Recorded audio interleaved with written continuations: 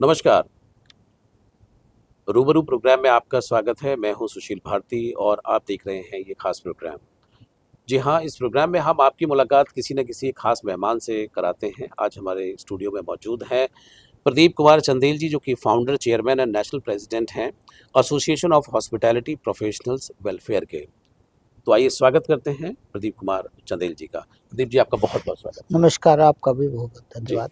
प्रदीप जी, बहुत ही शानदार ऑर्गेनाइजेशन का मुझे परिचय हुआ है आज, association of hospitality professionals and जी वेलफेयर। जी तो हॉस्पिटैलिटी के के क्षेत्र में मैं पहली बार ऐसा नाम सुन रहा हूँ कि जो हॉस्पिटैलिटी इंडस्ट्री के वेलफेयर के लिए काम करती है। जी तो मैं थोड़ा जानना चाहता हूँ कि ये संस्था क्या है और ये क्या करती है।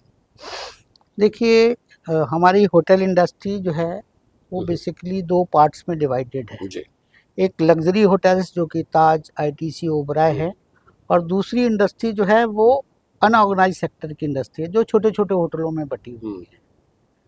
तो जो बड़े होटल्स होते हैं उनमें जो उनके बेनिफिट्स हैं, जो सुख सुविधाएं हैं, जो उनकी सैलरी पैकेज है वो बहुत अच्छी रहती है। तो उनके एम्प्लॉइज़ बहुत खुश रहते हैं और उनको तरक्की के भी चांस मिलते हैं। परंतु अनऑर्गेनाइज सेक्टर में और छोटे होटल्स में ये सुविधाएं नहीं मिलती हैं। तो कहीं ना कहीं हमारी कम्युनिटी का शोषण किया जा रहा है।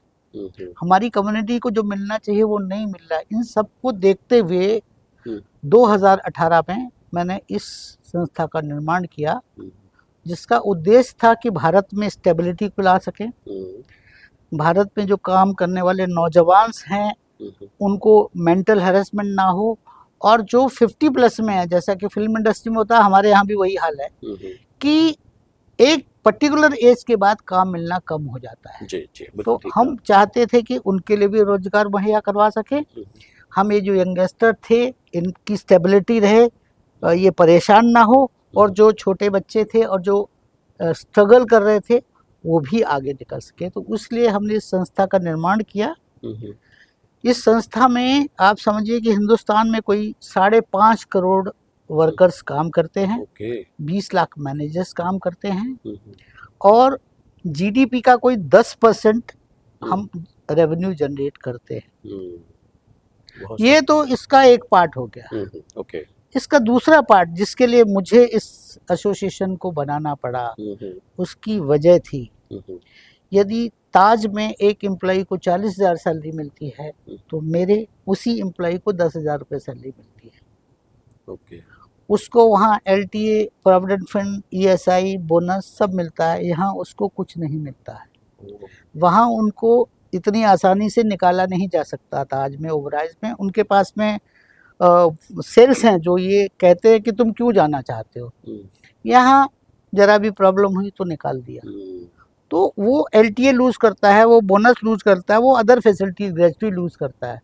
तो ultimately end of the day मेरा ये जो 73% जो हमारे जो लोग हैं इस इंडस्ट्री के, वो कहीं ना कहीं सुख सुविधाओं से वंचित रहते हैं, नंबर 1। नंबर 2, उनको मेंटल हैरेसमेंट बहुत होता है। फॉर एग्जांपल, रेस्टोरेंट में सेल क्यों नहीं है, बिजनेस क्यों नहीं आ रहा है, जरा बातों में उनको निकाल दिया जाता है। तीसरी चीज जो सबसे दुखद और परेशानी की वो है कि एक मैनेजर जो अपनी फैमिली को लेके गोवा जाता है, बच्ची का एडमिशन करवाता है, मकान ढूंढता है, 4-6 महीने में उसको तैयार करता है, और फिर उसको पता लगता है कि भाई हाँ, नौकरी मेरी सेफ नहीं है। तो जो उसकी हालत होती है मैं उसे शब्दों में बयान नहीं कर सकता, क्योंकि वो अपनी वो यंग वाइफ के सामने जो उसकी हालत होती है मैं बता नहीं सकता। और वो बच्चे को एडवांस भी दे दिया होता है, स्कूल भी कर लिया होता है, और उसको तुरंत छोड़ के जाना पड़ता है। ज्वाइनिंग के लिए 15-20 दिन, 1 महीना लगता है, और निकालने के लिए 2 सेकंड। तो ये उसका एक दुखद कारण था। तीसरा कारण था कि इस इंडस्ट्री में वुमेन हरेसमेंट बहुत आसानी से होता है। रूम भी है, पैसा भी है, और चीजें भी है। तो ये कहीं ना कहीं इसका शोषण बहुत होता था। तीसरी चीज है कि 12-14 घंटे काम लेना, उनको उसके लिए कोई एक्स्ट्रा ओवर टाइम नहीं देना, उनको कोई लीव्स को एडजस्टमेंट नहीं करना। तो इन सब चीज़ों को लेकर मैं इस इंडस्ट्री में उतरा। मैंने बोला कि नहीं, कोई ना कोई तो हो जो जिसे इंडस्ट्री के लिए कुछ करना चाहिए। बिल्कुल। तो मैंने अपनी आवाज़ को हिंदुस्तान में लाने की कोशिश करी। भारतवर्ष के जितने भी टॉप लेवल के लोग हैं वो हमारे साथ जुड़े हुए हैं, परंतु सवाल ये होता है कि हमको एड्रेस करना है इस कम्युनिटी को जो 73% है, जो कि तकरीबन 5 करोड़ 30 लाख के लगभग है, अगर मैनेजर्स को हटा दे। मैनेजर्स का भी शोषण होता है। तो इन सब चीज़ों को देखते हुए तो हमने पहला एक्शन किया कि हमने नीचे वाली लाइन को बोला, देखो बेटा तुम पढ़ाई करो, तुम पढ़ो, हम तुम्हें पढ़ाएंगे। हमारे पास में ऑनलाइन प्लेटफॉर्म है पढ़ाने के लिए, और हम तुमसे एसोसिएशन सिर्फ एक छोटा सा अमाउंट लेगी और आप कहीं भी बैठ के अक्रॉस इंडिया बाहर में भी मोबाइल से उसको पढ़ सकते हैं, ऑनलाइन पीडीएफ से पढ़ाई कर सकते हैं, जो कि मैंने कोरोना में 2020 में खोली थी। ओके। ठीक है, जिसका नाम है हॉस्पिटैलिटी की पाठशाला। अब क्या होता है, अगर एक वेटर पढ़ाई कर लेता है तो वो सुपरवाइजर बन जाता है, 15,000 से वो 30,000 में चला जाता है। दूसरा, वो अच्छे होटल में नौकरी मिल जाती है, तो बिना लड़ाई करे उसका करियर जो है संवर जाता है, बेटर हो जाता है। तो कहावत है कि पढ़ेगा इंडिया तभी तो बढ़ेगा इंडिया। तो ये तो हो गई हॉस्पिटैलिटी की बात। अब यंगस्टर के लिए बात करता हूँ मैं। मान लीजिए यही मैनेजर हैं, अब ये नौकरी कर रहे हैं कहीं पे, 7 महीने में नौकरी चली गई, अब इनको दूसरी नौकरी मिलती है लद्दाख में, 7 महीने बाद फिर चल देते हैं लद्दाख के लिए। मेरा कहना है कि आप अपनी स्टेबिलिटी के ऊपर काम करो, आप अपनी इनकम के ऊपर काम करो, बार बार जॉब्स मत छोड़ो। हर जगह you will get the same problem, वही समस्या हर जगह मिलेगी। मालिक are same, owners are same. तो तुम ओनर से फाइट मत करो, तुम दिमाग से अपने आप को अपग्रेड करो। आप आगे बढ़ गए, अगर आपको 30,000 मिल रही है, थोड़ी अच्छी नौकरी मिल गई तो 65 मिल जाएगी। तो लड़ने की क्या जरूरत है, स्टेबिलिटी से काम करो, शांति से काम करो। दूसरी बात है कि जब एक जगह पे आप काम करते हो तो आपको उसके पूरे बेनिफिट मिल जाते हैं। जहां ये शोषण होता है वहां फायदा भी बहुत होता है। देखिए, ओनर समझ जाता है कि ये मैनेजर मेरा बहुत अच्छा है, तो वो उसको फैमिली के तरह ट्रीट करने लगता है। तो कहीं ना कहीं ये स्टेबिलिटी चली गई है। ओनर बोलता है वर्कर लोन नहीं ले, वर्कर बोलता मालिक लाइन ले। हमारे जमाने में क्या होता था, हम लोग एक कंपनी में 25-30 साल काम करते थे। हमारे बाबा बोलते थे एक ही कंपनी में काम करना है, नाम खराब मत करो। परंतु अब वो सिचुएशन बदल गई। मेरी पीढ़ी में काम करना मेरी मजबूरी थी, देयर वाज नो चॉइस। तो मैं वो काम करता था, हमको काम करना पड़ता था, और समाज कहता था बार बार छोड़ो मत, एक जगह काम करो, टिक के काम करो, ईमानदारी से काम करो, मेहनत से काम करो। जो दूसरी पीढ़ी आई, दूसरी पीढ़ी वो चूजी थी, चूज करती थी, नहीं भाई हमें यहाँ नहीं, यहाँ काम करना, क्योंकि हमने पढ़ा लिखाया था। तो दूसरी पीढ़ी में ये था कि नहीं भाई हमें तो ये पैकेज और सैलरी में काम करना है। तीसरी पीढ़ी जो आई वो वेस्टर्न से सीख के आई, उनको जहाँ सबसे ज़्यादा फैसिलिटी मिलेंगी, सबसे ज़्यादा सुविधाएं मिलेंगी, और उसके बावजूद भी अगर कोई दूसरी कंपनी मिली तो 6 महीने छोड़ के चले जाएंगे, तो उनकी एथिक और लॉयल्टी खत्म हो गई। इसी तरह से ओनर भी करता था, ओनर कहता था तुम हमारे मैनेजर नहीं हो, तुम मालिक हो, तुम हमारे घर का हिस्सा हो, आप छोड़ के नहीं जाएंगे। तो ये 3 चीज़ें इस 75 साल में डेवलप हो गई। अब हम बात करते हैं गवर्नमेंट ऑफ इंडिया की बात करते हैं। कहीं ना कहीं हमें गवर्नमेंट ने कोई प्रॉपर रिप्रेजेंटेशन नहीं दिया, हमें इंडस्ट्री का हिस्सा अभी तक नहीं मिला। अब कुछ दिन पहले हमारे जो नए टूरिज्म मिनिस्टर आए, टूरिज्म कल्चर मिनिस्टर, जिनका नाम है गजेंद्र सिंह शेखावत, वो थोड़ा बहुत इंडस्ट्री के बारे में समझते हैं, तो उन्होंने उस पर पहल की कि भाई इनको पहले इंडस्ट्री स्टेटस का दर्जा मिले, और 2 राज्यों में उसको देखा जा रहा है बेसिक लेवल पे कि किस तरह से इसको इम्प्लीमेंट किया जाए और कैसे इसको बेटर किया जाए। तो इंडस्ट्री का स्टेटस के बारे में बात चल रही है। जहाँ तक हम बात करते हैं अपनी टूरिज्म की, मोदी साहब के आने के बाद हिंदुस्तान में टूरिज्म का एक नक्शा ही बदल गया। अब वो इंटरनेशनल मैप पे आ चुके हैं। ठीक है, बहुत ज़्यादा टूरिस्ट आते हैं, बहुत ज़्यादा हाई एक्सपेक्टेशंस है उनका, सेफ्टी है, सिक्योरिटी है, ये सब चीज़ें हैं जो हमारे हिंदुस्तान में कहीं ना कहीं वो अप्लीकेबल नहीं है। ठीक है, तो कायदे में होना क्या चाहिए कि इन मंत्री लोगों को बेसिक लेवल पे काम करना चाहिए। जब आदमी यहाँ से दिल्ली से देहरादून निकलता है तो कहीं उसे टॉयलेट करना है, कहीं पर जाके उसको रिफ्रेश होना है, ठीक है, कहीं पर जाकर उसको ठहरना है। जहाँ रिफ्रेश करना है वो अच्छे टॉयलेट्स क्या है लेडीज के लिए नाइट में? क्या लेडीज की सेफ्टी सिक्योरिटी है? क्या उस तरह के हाइजीन और साफ सुथरे खाने और कमरे हैं जो उनके लिए होने चाहिए? कहीं ना कहीं छोटी सिटीज में उनका अभाव है, क्योंकि हाईली क्वालिफाइड स्टाफ छोटी सिटी को मिलता नहीं है। तो ये हिंदुस्तान में टूरिस्ट तो बहुत ज्यादा आने वाले हैं, जैसा कि आपने देखा कुंभ में देखा, आपने देखा ना, आपको पता है करीबन 63.5 करोड़ लोग कुंभ में आए और एक बहुत भारी संख्या में रेवेन्यू अर्न किया गया। तो हिंदुस्तान इतनी बड़ी कंट्री है कि वहां पर बहुत कुछ है, पर जो हमारी सरकारें हैं उसके ऊपर ज्यादा ध्यान नहीं देती। मोदी साहब के टाइम में पहले प्रहलाद पटेल इसके कैबिनेट मिनिस्टर थे टूरिज्म और कल्चर के, कुछ नहीं करा, नॉलेज ही नहीं थी उनको। तो आपकी एसोसिएशन ने कुछ ऐसे पॉइंट्स दिए हैं सरकार को कि जो जिससे कि लोगों का वेलफेयर जुड़ा हुआ है? वो मैं उसी पे चर्चा करने जा रहा हूँ। दूसरे हमारे मिनिस्टर थे वो मिस्टर सेट्टी थे, वो अपनी पार्टी के कामों में लगे रहे। अब जब ये मिनिस्टर आए तो ये थोड़ा बहुत समझने की कोशिश कर रहे हैं।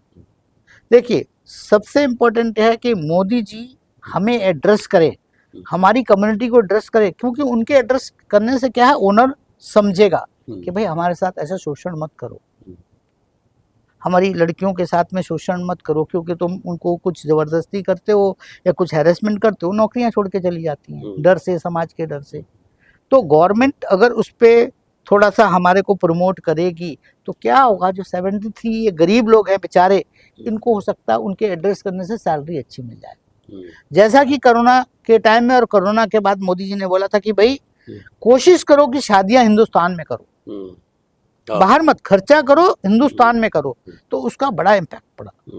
पब्लिक मोदी को बहुत मानती है। बिल्कुल बिल्कुल। तो अगर मोदी साहब हमें एड्रेस करते हैं, हमें मौका देते हैं, तो वो उनको एड्रेस करेंगे तो शायद वो ओनर थोड़ा समझे, फिर थोड़ा सा पॉलिसी में चेंज कर सकते हैं। जैसे कि हमने उनको सजेस्ट किया कि भाई कुछ नोडल एजेंसियां होनी चाहिए, जहां आप कंप्लेन करने जाओ तो उस कंप्लेन का कोई ना कोई रिस्पॉन्स मिले और उसको कुछ एक्शन हो।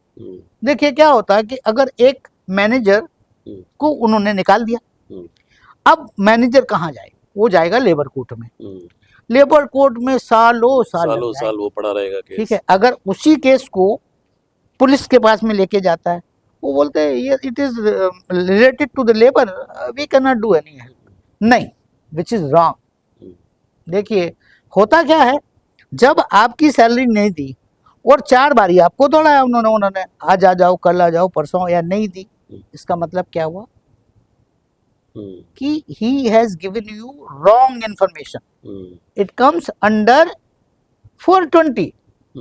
Secondly, वो उसकी सैलरी ना देके he is disturbing his house. उसको घर में तकलीफ हो रही है, हैरेसमेंट हो गया, दूसरा धारा लग गई। तीसरी, कहीं ना कहीं उसे थ्रेट जरूर करेगा। तो अगर पुलिस स्टेशन में ये कंप्लेंट लिख ली जाए तो 100% 10-5 ओनर्स के ऊपर एक्शन होगा और ओनर्स को ये डर बना रहेगा। जैसे अभी कोई डर नहीं है, अभी कोई डर नहीं, क्योंकि नोडल एजेंसी नहीं ना, उसको वो बेचारा कोर्टों के चक्कर लगाए और लगाता रहता है चक्कर, और कोई रास्ता नहीं है। अब अगर नोडल एजेंसी हो गई तो उन पे एक्शन हो जाएगा, और नोडल एजेंसी पूछ सकते हैं कि भाई तुम एफआईआर क्यों नहीं दर्ज कर रहे हो, भाई why you are not taking the complaints, अब वो तो आपको लेना पड़ेगा। तो वो मैंने देखे उसको कैसे घुमा दिया, मैंने बोला don't go to labour, go to police commissioner. वो 420 कर रहा है, वो आपकी फैमिली को डिस्टर्ब कर रहा है, वो आपको हैरेस कर रहा है, और हो सकता है वो आपको धमकी भी, थ्रेट भी दे रहा हो। You can lodge a complaint, बाकी फिर हम लोग देख लेंगे। ऑल ओवर इंडिया हमारा कहीं ना कहीं कमिश्नर या पुलिस से जान पहचान होती है। तो इसको कहीं ना कहीं हमें गवर्नमेंट की मदद की जरूरत है। हम अगर मोदी एड्रेस करते हैं, ये मिनिस्टर उतने कैपेबल नहीं है, ये उतने कैपेबल नहीं है, ना तो उनको सब्जेक्ट की नॉलेज होती है, ना उनकी विलिंगनेस होती है, और ना ही Right. उनकी कैपेसिटी है। अगर किसी Sensitivity आदमी भी की कैपेसिटी है तो नरेंद्र मोदी साहब है। अगर वो हमें मौका देते हैं, हमसे मिलते हैं, हमारे दुख दर्द को समझने की कोशिश करते, तो शायद इस इंडस्ट्री में बहुत जस्टिफाई किया जाएगा। जो हमारे मेहमान आ रहे हैं वो बहुत खुश होंगे, वो बहुत खुश होंगे, और हमारा रेवेन्यू बहुत ज़्यादा बढ़ सकता है। देखिए क्या होगा कि जब हमारे पास फैसिलिटीज होंगी, सेफ्टी सिक्योरिटी होंगी, तो जो बाहर के प्रोड्यूसर्स हैं वो इंडिया में आएंगे, तो भारी मात्रा में फॉरेन रेवेन्यू हमको मिलेगा। फिल्म इंडस्ट्री और हम दोनों एक ही है। आप पर्दे में हिंदुस्तान को दिखाते हो, हम वहाँ आने वाले, हम फर्स्ट फेस है। हमारा टैक्सी वाला सबसे पहले गेस्ट को रिसीव करता है, हमारा होटल का बेल बॉय उसको मिलता है, अटैची उठाता है, लेके जाता है, उसको सुख सुविधाएं देता है। इसका मतलब है कि हिंदुस्तान की टूरिज्म का फेस होटल इंडस्ट्री है। आज फिल्म इंडस्ट्री में वो गाना अभी भी रशिया में फेमस है, मेरा जूता है जापानी। क्यों? तो फिल्में साधन है अपने कल्चर को दूसरे विदेशों में लेके जाने का, और होटल साधन है कि उनको अच्छी सर्विसेज और सुविधाएं दें जिससे कि हमारा रेवेन्यू बढ़े। तो हमारा उत्तराखंड है, हमारा केरला है, हमारा गोवा है, हमारा कश्मीर है, टूरिस्ट आने लगेंगे, हमारी जीडीपी बढ़ जाएगी, हम बहुत सारे लोगों को जॉब्स दे सकते हैं, और आखिर में हम उन लोगों के लिए क्या बोलते हैं, एक अच्छा पैटर्न तैयार करके दे सकते हैं। रिसेंटली अभी आपने सुना होगा कि इंदौर में वो क्रिकेटर्स महिलाएं आए, उनके साथ में वुमेन हरेसमेंट हो गया। हमारे पास में कोई टूरिज्म पुलिस नहीं है, हमारे पास में कोई प्रॉपर साइनेज नहीं है, हमारे पास में प्रॉपर टॉयलेट्स नहीं है इवनिंग के लिए, हमारी बसों के बारे में तो कहना ही बेकार है। जो हमारे साधन, देखिए हर प्रकार के लोग इंडिया आएंगे, स्टूडेंट भी तो आएंगे, सबके पास पैसा थोड़ी है प्राइवेट टैक्सी का, तो हमारी बस में क्या सेफ्टी है? क्या वो उसके ऊपर कोई कंट्रोल है? नहीं। क्या होटल वाले के ऊपर कोई कंट्रोल है वो खराब खाना दे रहा है? नहीं है। क्या कंट्रोल है बताइए? ट्रैफिक पुलिस जो है वो बोलती है हमारा टूरिज्म से कुछ लेना देना नहीं। तो कहीं ना कहीं जब एक गेस्ट हमारी कंट्री में आता है तो उसको सपोर्ट करने की जरूरत है। सपोर्ट भी नहीं मिला, हाइजीन भी नहीं मिला, खाना भी अच्छा नहीं मिला, तो वो आएगा क्या दोबारा? बिल्कुल नहीं। तो ये ताज और ओबराय में सिखाने की जरूरत नहीं है, उनके पास इंफ्रास्ट्रक्चर बड़ा है। मैं बात कर रहा हूँ 2 स्टार 3 स्टार होटल की, मैं बात कर रहा हूँ रेस्टोरेंट्स की। देखिए हमारे यहाँ पर 2 लाख ब्रांडेड होटल्स है, और उससे ज्यादा होम स्टे और नॉन ब्रांडेड होटल्स होंगे। हमारे पास में कोई 5 लाख के लगभग रेस्टोरेंट्स हैं। आप जाते हो किसी रेस्टोरेंट में, खाना खराब है तो क्या कर सकते हैं बताओ? मुझे आप जवाब दो, क्या एक्शन कर सकते हो? कुछ नहीं कर सकते। क्या कर क्यों? अगर आप जाओ वो ज्यादा दोबारा नहीं जाएंगे। नहीं, वो होटल वाले को बोलो कि आप हमें दिखाओ कि आपका फूड लाइसेंस कहाँ है। फसाई नाम की एक संस्था है जो इस फूड स्टैंडर्ड के ऊपर काम करती है। आप उसका स्कैन कोड करो और वो ऑनलाइन कंप्लेन कर सकते हो। हमने इसके लिए बहुत लड़ाई लड़ी, मेरी एसोसिएशन ने इसके ऊपर बहुत मेहनत करी। हमने वुमेन सिक्योरिटी के ऊपर पीएमओ को लिखा, पीएमओ ने हमारी बात मानी, लेकिन स्टेट उसको इम्प्लीमेंट नहीं करते। ओके। अगर एक बच्ची रात को 3 बजे अपने घर जा रही है और वो अगर पब्लिक कन्वेंस पे जा रही है तो कभी भी खतरे, वो होटल मैनेजर की या होटल ओनर की रिस्पॉन्सिबिलिटी है। ठीक है, अब एक तो हम ऑलरेडी दुखी और परेशान हैं। बाद में क्या हुआ कि जैसा कि आप जानते हो, को लिविंग रिलेशन को हमारे मोदी साहब ने ओके कर दिया। दूसरा जो हमारे अनएथिकल रिलेशंस हैं, एक women can go to anybody, my wife can go to anybody and have the enjoyment. तीसरा ट्रांसजेंडर को कर दिया। इससे क्या, होटल इंडस्ट्री में बूम आ गई, होटल इंडस्ट्री का टर्नओवर बढ़ गया, होटल इंडस्ट्री के मालिक और अमीर हो गए और हम और गरीब हो गए। वो पैसे पे पैसा कमाए जा रहे हैं, हमारी दिन पर दिन हमारी हालत बदतर होती जा रही है। एक अगर वेटर है तो अपने माँ बाप को कुछ दे नहीं पाता है, वो घर नहीं बना सकता, कोई फैसिलिटी नहीं कर सकता। तो भाई हम भी तो इस हिंदुस्तान के वोटर हैं, ये बात उनको समझनी चाहिए। हमारी आवाज भी तो कोई आवाज है, उस आवाज को इन लोगों ने सुना नहीं। इतनी बड़ी कम्युनिटी, उससे जुड़े हुए कितने सारे लोग हैं हमारे कम्युनिटी के अलावा, भाई जो हम जिनसे राशन लेते हैं, जिनसे पनीर लेते हैं, जिनसे दूध लेते हैं, वो भी तो हमारा हिस्सा है। वो भी तो हिस्सा है, बिल्कुल। तो कहीं ना कहीं ये मिनिस्टर जो कैबिनेट मिनिस्टर थे, उन्होंने अपने, खासकर प्रमोद पटेल और क्या नाम, इन्होंने उसके साथ कोई वो नहीं किया, समझौता नहीं किया। प्रहलाद पटेल, सॉरी माफ करना, प्रहलाद पटेल ने कोई अपने पद के साथ में जस्टिफिकेशन नहीं किया। सेम शेट्टी साहब ने भी कोई उसके साथ नहीं किया। गजेंद्र सिंह साहब थोड़ा कोशिश कर रहे हैं। प्रधानमंत्री वाकई में बहुत शब्दों में टूरिज्म को डेवलप करना चाह रहे हैं, और ये बहुत उन्होंने नए डेस्टिनेशन भी खोज निकाले हैं, उसका खुद भी जाकर के वहाँ पे उन्होंने प्रमोशन किया है। जैसे अंडमान चले गए या कहीं और जो जगहें उन्होंने जो तलाश की हैं, तो वो नई चीज़ें भी उन्होंने कुछ ऐसा किया है कि जहाँ पे टूरिज्म को बढ़ावा मिले। देखिए, अगर हम बात करते हैं हिंदुस्तान की टूरिज्म की बात करें हम, आज देखिए बनारस में जनरली 3-4 हज़ार रुपये का रूम आसानी से मिल जाता था। आज बनारस का रूम 10,000 से लेके 50,000 रुपये तक चला जाता है। Banaras become so famous in India. ठीक है, सबसे ज़्यादा टूरिस्ट गोवा में आता था, सबसे ज़्यादा टूरिस्ट गोवा में आता था। आज गोवा में सबसे कम टूरिस्ट जाता है, 40% टूरिस्ट कम हो गया। क्यों कम हो गया? वहाँ न्यूड संस्कृति है, कपल संस्कृति है, तो फैमिली जाना नहीं चाहती अपने बच्चों के साथ में। शादी करने का वहाँ सवाल नहीं है, जो मैरिज डेस्टिनेशन का सवाल नहीं है। कल्चरल टूरिज्म का वहाँ सवाल नहीं है। तो जो गोवा, जो सब कश्मीर के बाद सबसे ज़्यादा पैसा जो कमाया है, वो गोवन इंडस्ट्री ने कमाया है। कश्मीर में ये सब उग्रवादी प्रॉब्लम स्टार्ट हो गई, तो लोग डाइवर्शन हो गए गोवा की तरफ। गोवा ने पिछले 30 सालों में बहुत अच्छा बिजनेस किया, अब वो डाउन हो गया। अब आ गया टाइम स्पिरिचुअल टूरिज्म का। प्रयागराज, अयोध्या, काशी, सरयू, काशी, आपका इंदौर, ऐसी जगहों पे अब ऑल ओवर वर्ल्ड से टूरिस्ट आ रहे हैं। यहाँ वो शादियां करना चाहते हैं, तो उनके लिए सेफ्टी भी तो जरूरत है। बिल्कुल, सेफ्टी। तो गवर्नमेंट कहीं ना कहीं उसके विषय में नहीं सोचती। आपका प्रश्न बहुत अच्छा है। लोग आना चाहते हैं, अपनी जड़ों से जुड़ना चाहते हैं, और उनके पास पैसे की भी कोई कमी नहीं है, बट सेफ्टी एंड सिक्योरिटी जो है वो जी कंसर्न। हमारा प्राचीन भारतीय आयुर्वेद है, योगा है, नेचुरोपैथी है, और जो दूसरी चीजें हैं, उनके लिए भी लोग यहाँ आना चाहते हैं।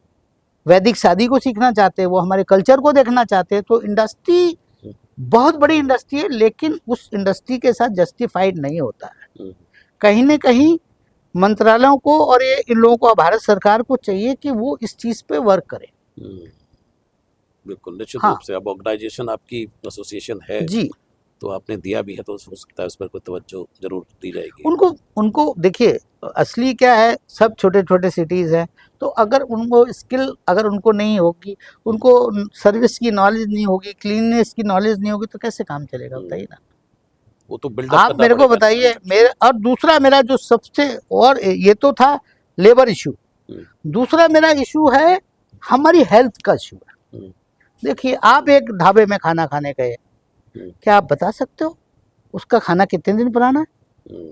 कोई पैरामीटर नहीं है, कैसे भाई कभी आपने ऐसा मौका देखा होगा ना, खाना खाया होगा तो लग रहा होगा बासा खाना है? लग रहा होगा ना। आपको बताओ कौन सा तेल यूज करते हैं? हाइजीन बहुत बड़ा मुद्दा है हिंदुस्तान में। जब हम ट्रैवल करते हैं तो कहीं ना कहीं हमें इस चीज पर बहुत काम करने की जरूरत है, जो बेसिक लेवल पे हुआ नहीं।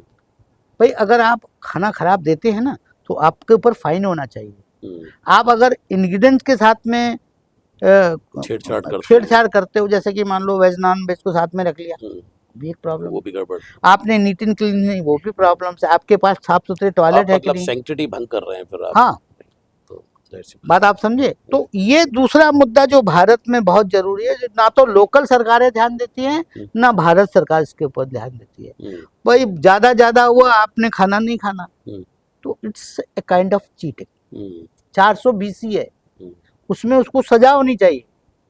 तो हमारे साथ क्या होता है, पहले तो टूरिस्ट नहीं आता, आ गया तो उसको लोग लूटते हैं, फिर बाद में होटल वाले ऐसा करते हैं।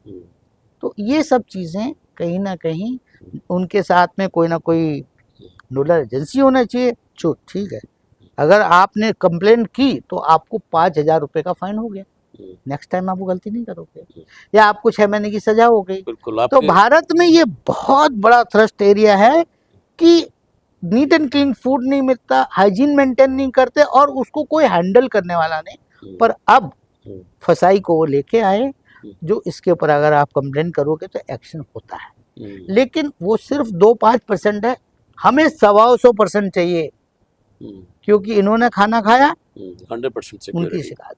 बिल्कुल तो अगर ये 2 चीजें हो जाए तो इंडस्ट्री बहुत डेवलप करेगी। जीडीपी जो हमारी आज पहले 6-7 से वो 10 पे आई, हो सकता है 14-15 पे चली जाए। और भारत जो है टूरिज्म तो बढ़नी पड़नी, सेम फिल्म इंडस्ट्री के साथ है, उसको भी हिंदुस्तान में बहुत सारे लोग आएंगे, बशर्ते कि उस तरह का इंफ्रास्ट्रक्चर हम तैयार करें, हम उस तरह का उनको 1 विंडो सिस्टम दें, उनको एयरपोर्ट से लेके सब सुख सुविधाएं दें, तो एक शब्द बल्ले बल्ले हो जाएगी, बल्ले बल्ले हो जाएगी। चलिए सर, इसी नोट के साथ कि आपने बहुत अच्छा बताया और बड़ी अच्छी आपकी एसोसिएशन काम कर रही है जी। और मैं उम्मीद करता हूँ कि आपके माध्यम से जो बहुत सारे ऐसे परिवार हैं जो हॉस्पिटैलिटी इंडस्ट्री से जुड़े हुए हैं, उनका भला होगा और उनको भी कहीं ना कहीं एक सेंस ऑफ सिक्योरिटी जो है उनके जीवन को मिलेगी और देश का विकास तो जाहिर सी बात है कि सभी की करने से होगा, कोई से अकेले व्यक्ति के साथ तो नहीं होगा। तो आपका बहुत बहुत शुक्रिया, बहुत बहुत धन्यवाद कि आपने MSTV के साथ में अपने दिल की बात thank you so much, it was a pleasure. Thank you, धन्यवाद।